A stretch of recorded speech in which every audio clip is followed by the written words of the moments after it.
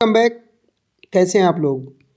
तो आज बात करेंगे हम लोग 24 दिसंबर 2021 को पूछे गए ईवीएस के पेडागोजी सेक्शन का 15 सवाल होगा। अच्छे से हल करेंगे। आज का हमारा पहला प्रश्न है, प्राइमरी स्तर पर ईवीएस की पाठ्य पुस्तक की रचना ध्यानपूर्वक की जाती है जिससे विद्यार्थियों में सीखने सिखाने के दौरान गलत अवधारणा न बन जाए। आपके अनुसार पाठ्यपुस्तक की कौन सी विशेषता इसके लिए सबसे उपयुक्त है। प्राइमरी लेवल पर जब ईवीएस का बुक बनाता है तो बहुत सारी चीज़ों को ध्यान में रखा जाता है। क्यों? क्योंकि बच्चे जो है प्राइमरी लेवल पर कोई गलत कंसेप्ट ना बना ले। तो इसके लिए ऐसा क्यों है, विशेषता क्या है, इसकी क्या विशेषता है। पहला है कि प्रत्ययों का विस्तार किया जाता है जिससे स्पष्टीकरण हो तथा गलत प्रत्यय ना बन सके। प्रत्यय मतलब कॉन्सेप्ट होता है, तो कॉन्सेप्ट का प्राइमरी लेवल पर विस्तार नहीं किया जाता है। और सेकंड, थर्ड और फोर्थ आपके सामने है। महत्वपूर्ण प्रत्ययों की परिभाषा पाठ्य पुस्तक में दी जाती है। तो देखिए, उपयुक्त सभी देख के घबराना नहीं है, जरूरी नहीं है हर बार उपयुक्त सभी हो। यहाँ देखिए 2 नंबर में महत्वपूर्ण प्रत्ययों की परिभाषाएं प्राइमरी लेवल पर जो कॉन्सेप्ट होता है उनकी परिभाषाएं नहीं दी जाती है, तो ये सेकंड भी नहीं होगा। और थर्ड में है, ऐसे प्रत्यय जो कम आयु के विद्यार्थियों को ना समझ ना आए उन्हें परिचयात्मक स्तर पर दिया जाता है। बिल्कुल सही है कि प्राइमरी लेवल के बच्चों का बुक जब बनाया जाता है, जो कंसेप्ट बच्चों को नहीं समझ में आता है उसकी चित्र बना दी जाती है, उनको अच्छे से मूर्त तरीके से दिया जाता है। तो third is the right answer. चलेंगे नेक्स्ट क्वेश्चन में। सामुदायिक संसाधन को प्राथमिक स्तर पर ईवीएस पढ़ाने का महत्वपूर्ण संसाधन माना जाता है। क्यों? जो सामुदायिक होते हैं, जो अगल बगल के लोग होते हैं, हमारा जो समुदाय होता है, उसको ईवीएस में एक महत्वपूर्ण साधन माना जाता है। ऐसा क्यों? ये सस्ता है। नंबर 2 में कि इसमें अनुभवी व्यक्ति होते हैं। नंबर 3 है ये अनुभव से सीखने का अवसर देता है। और नंबर 4 है ये आसानी से उपलब्ध है। तो देखिए ना, ये सस्ता होता है ये रीज़न नहीं है, इसमें सभी अनुभवी व्यक्ति हैं ये रीज़न है। लेकिन देखिए 3 में है कि ये अनुभवों से सीखने का अवसर देता है, उसमें अनुभवी लोग हैं तो इससे बच्चों को क्या मिलता है, अनुभव से सीखने का अवसर मिलता है। तो third is the right answer. चलेंगे नेक्स्ट क्वेश्चन में। कक्षा 5 के ईवीएस के विद्यार्थी अनुमान लगाते हैं कि एक छोटे डिब्बे को भरने के लिए कितने चने के दानों की आवश्यकता होगी। इस क्रियाकलाप द्वारा कौन सी प्रक्रिया कौशल का विकास होगा।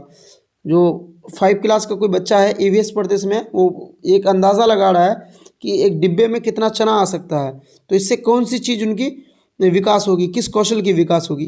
तो ऑप्शन 1 है वर्गीकरण, ऑप्शन 2 है संप्रेषण, उसके बाद है प्रयोग करना, चौथा है अनुमान लगाना। जब बच्चे डिब्बे भरने के बारे में अनुमान लगा रहा है तो इससे इनकी अनुमान की जो कौशल है उनका विकास होगा।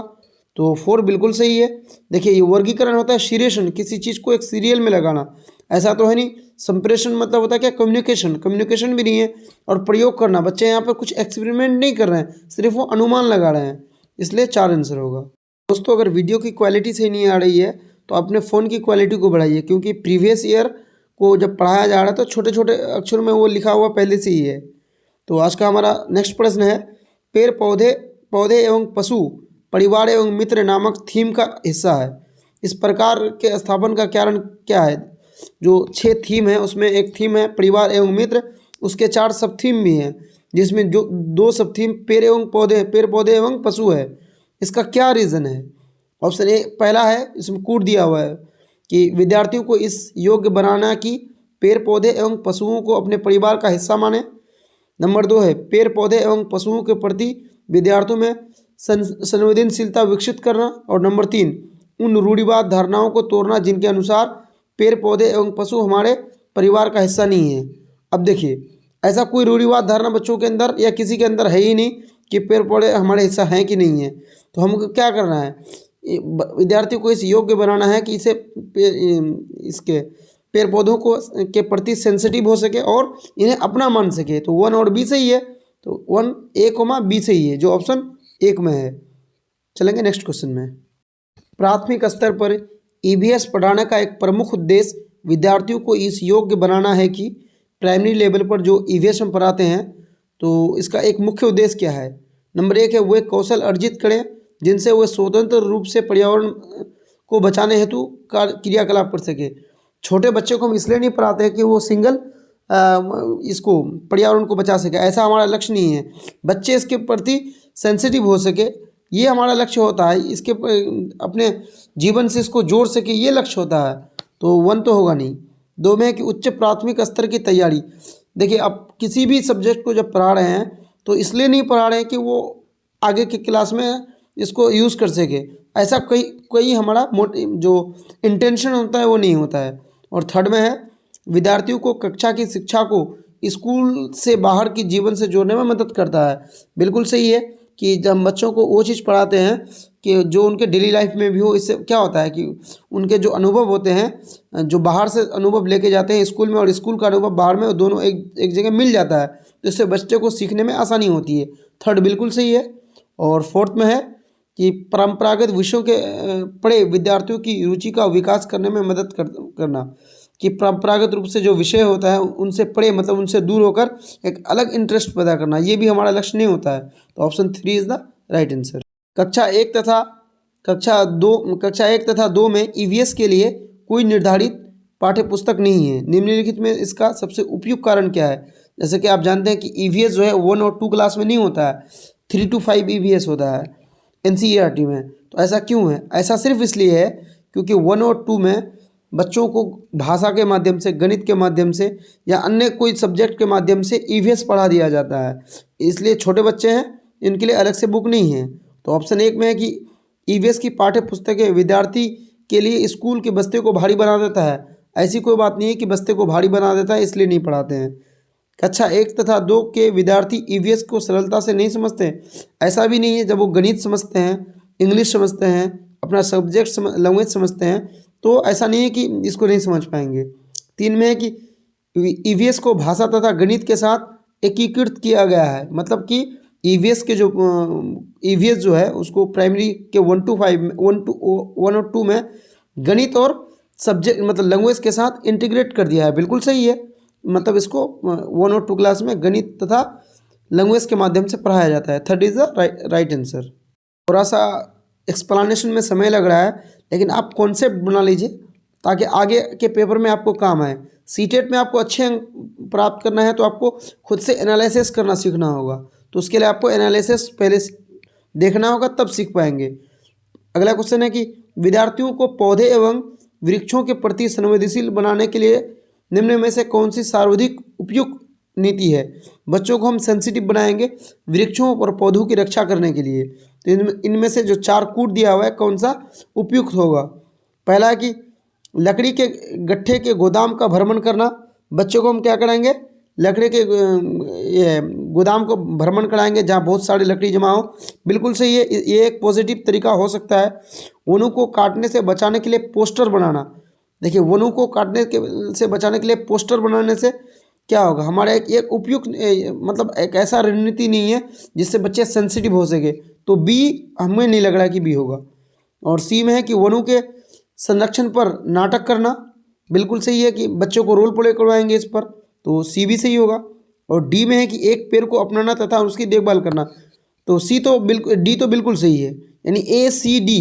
देखिए, ऑप्शन ए में है, बाकी अगर ऑप्शन को हम देखेंगे तो बी सी डी है, सी डी है, केवल डी है, तो ऐसा होगा नहीं।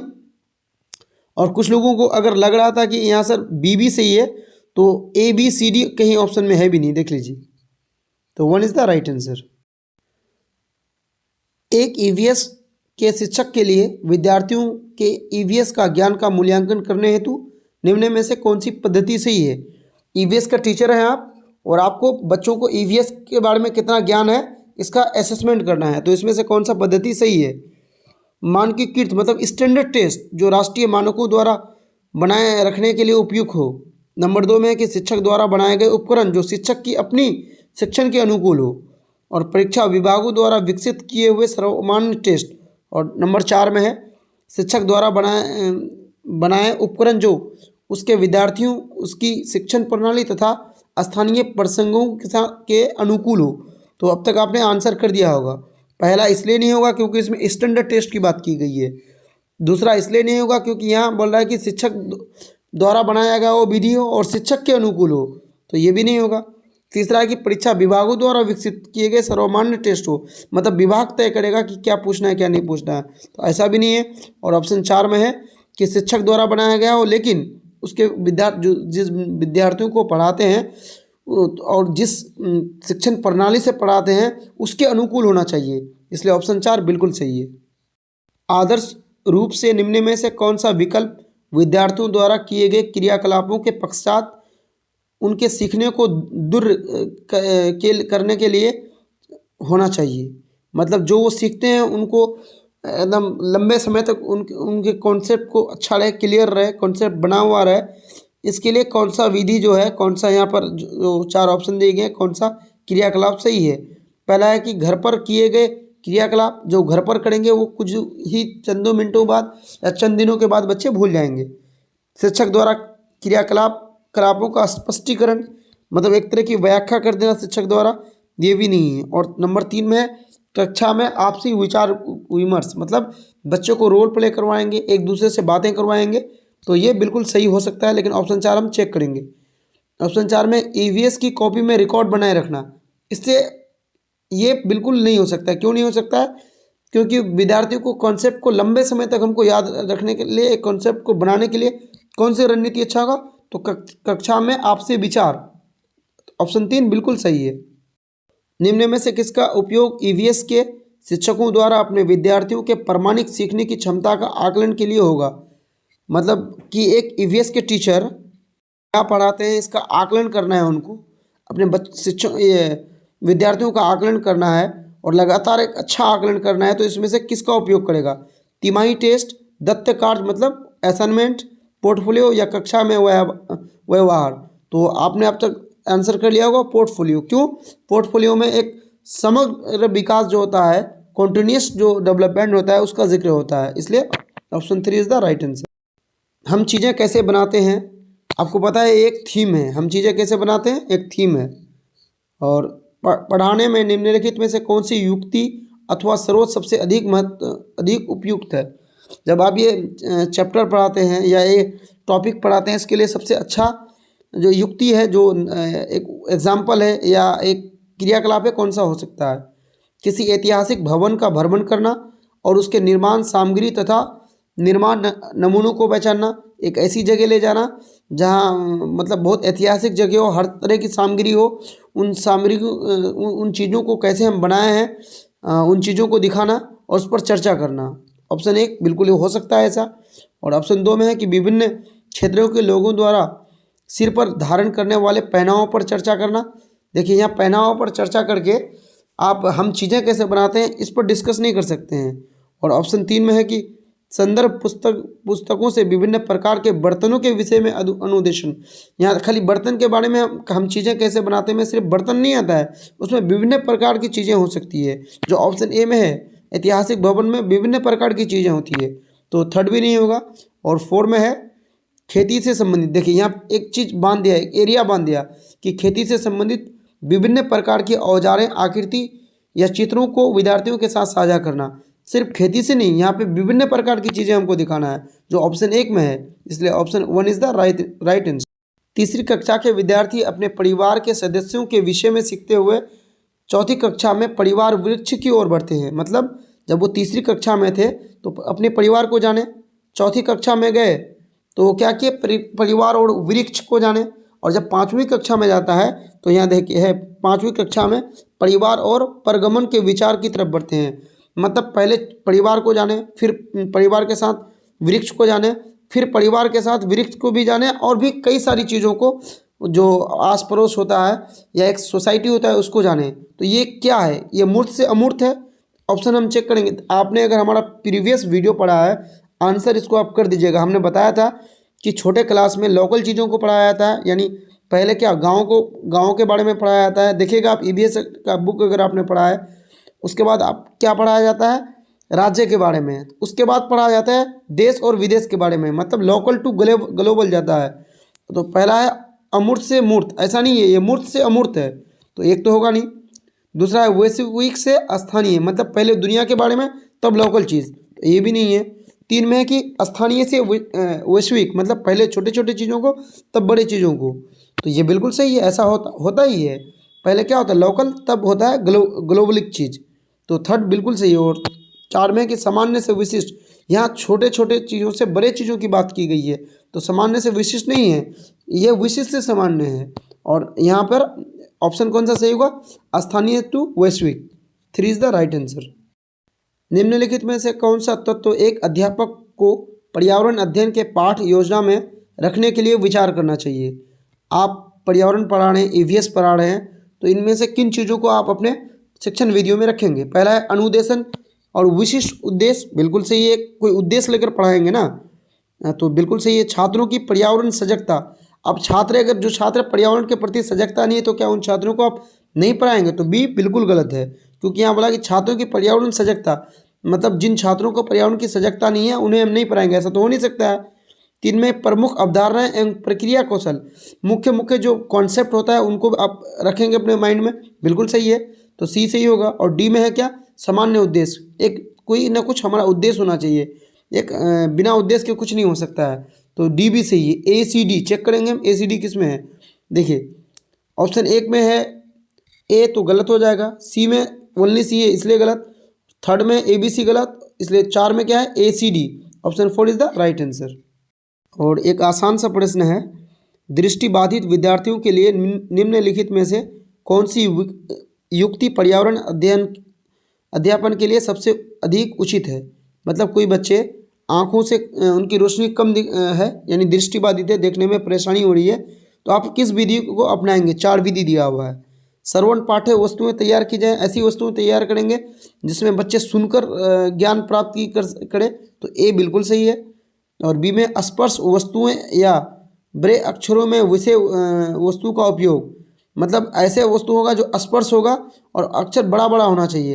अगर बच्चे कम देख पा रहे हैं तो बड़ा बड़ा अक्षर या और छूने वाली जो ये अक्षर होती है ब्रेल लिपि, इससे आप अच्छे तरह से पढ़ा सकते हैं, तो बी भी सही है। और सी में है कि अवधारणाओं की सरल चित्रों तथा मूर्त और ठोस वस्तुओं द्वारा व्याख्या की जाए। एक तो व्याख्या नहीं की जानी चाहिए, ये शब्द गलत है। उसके अलावा देखिए अवधारणाओं की सरल चित्र, मतलब नॉर्मल जो चित्र होता है वैसा अगर पढ़ाइएगा और बच्चे दृष्टिबाधित हैं तो उनको कोई ज़्यादा फायदा नहीं होगा, इसलिए सी नहीं होगा। और डी में है जहाँ तक संभव हो पाठ्य पुस्तक को अधिक से अधिक मूर्त निश्चित बनाएं, मतलब जहाँ तक पॉसिबल हो चीज़ों को मूर्त बनाएं, तो बिल्कुल सही है, हम मूर्त चीज़ों को क्लास में लाना चाहिए, तो ABC होगा। ऑप्शन चेक करेंगे, देखिए ऑप्शन 1 में केवल ए है, ऑप्शन बी में केवल बी है, ऑप्शन सी में केवल सी है, और यहाँ पर है ऑप्शन डी, बिल्कुल सही है, ऑप्शन डी बिल्कुल सही आंसर है। चलेंगे नेक्स्ट क्वेश्चन में।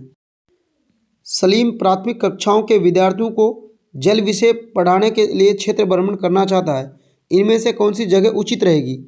अब सलीम टीचर है, प्राइमरी के बच्चों को जल के बारे में पढ़ाना चाह रहा है, तो इनमें से कौन सा चीज़ उनके लिए उपयुक्त होगा, कौन सा जगह उपयुक्त होगा। जल संचय यंत्र बिल्कुल सही है। जौहर एक ऐसी जगह जहाँ पानी की बहुत सारी नहरें हैं। बावड़ी भी होगा, लेकिन खेजरी में पानी की बहुत कम मात्रा मिलती है, तो खेजरी नहीं होगा। क्या होगा, कौन होगा, A, B और C। ऑप्शन देखेंगे, पहला में है AC, इसलिए नहीं होगा। दूसरा में क्या, केवल A नहीं होगा। और तीसरा में है केवल AD, तो ये भी नहीं होगा। और चौथा में ABC, बिल्कुल सही है। अगर आप वीडियो में अभी तक बने हुए हैं तो हमारे चैनल को सब्सक्राइब करें और दोस्तों के साथ शेयर करें। हम आपको बता रहे हैं थोड़ा सा टाइम लग रहा है एक्सप्लेनेशन में, लेकिन आप एक्सप्लेनेशन कर लेंगे तो एक अच्छा स्कोर कर लेंगे।